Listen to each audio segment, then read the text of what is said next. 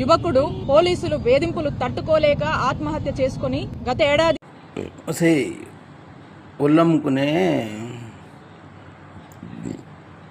మనిషి జాతికి సంబంధించిన దానికి కాకుండా ఉండేటువంటి విడాకులు లేని రజని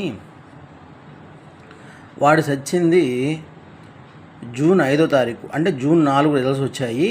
మీ అన్న మీద వాడు పందాలు కట్టి ఓడిపోయినాడు. అర్థమైందా? వాడు కూడా మీలాగే మంచి అలవాట్లు, మంచి లక్షణాలు కలిగినటువంటి రౌడీ షీటర్ అంట. అర్థమైందా? ఇప్పుడు సోషల్ మీడియా కళ్ళు కప్పే అంత సిచ్యువేషన్ మీకు లేదే. ఈజీగా ఏ న్యూస్ చూసినా కూడా అందరికి తెలుస్తుంది.